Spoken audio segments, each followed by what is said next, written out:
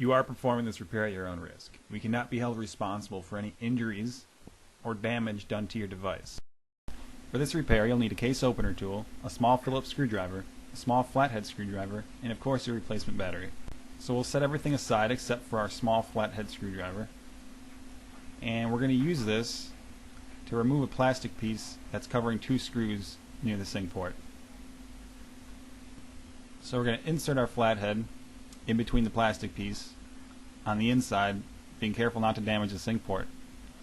And you're going to lift upwards and remove that plastic piece, which we'll set aside. Now we have access to two small Phillips screws, which we'll need to remove.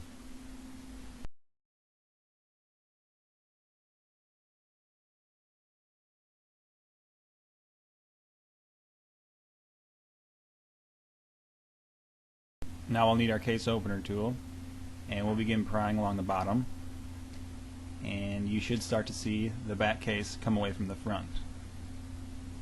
And we'll continue to do this along the sides. After prying along the bottom and left and right sides of the Zune, we'll be able to remove the back cover. And we'll do this by lifting it towards the top as shown in the video. And it'll come right off. Here you can see the battery at the top, which is black, and its orange cable runs down to the bottom where it plugs into the logic board. Now what we're going to want to do is gently lift up on the brown clip, and this will release the tension holding the cable in place. You want to be extremely careful here and just gently lift it up with your flathead, and that clip's going to sit in place. Do not completely remove this clip.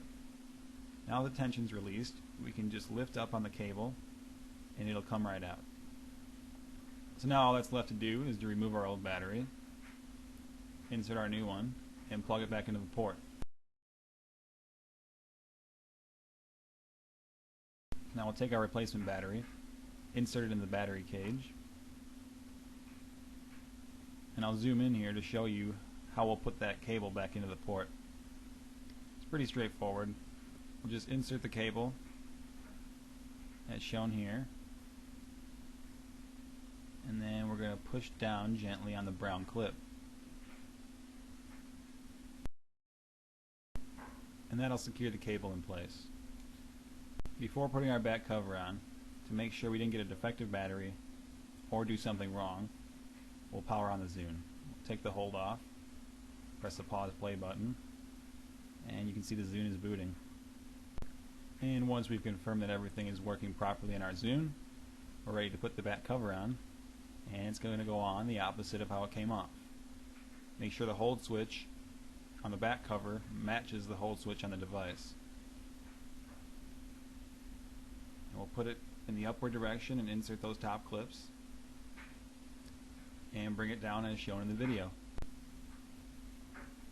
Next, we'll go ahead and apply pressure around all sides of the Zune to make sure that the front case is flush with the rear.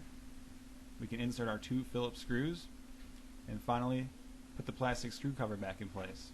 This plastic cover does have to be oriented correctly, and you can get an idea of how it's supposed to go back in place by looking inside the sync port and looking at the actual plastic piece. I hope this video was helpful. If you have any questions, feel free to comment or contact us through our website, gadgetmenders.com.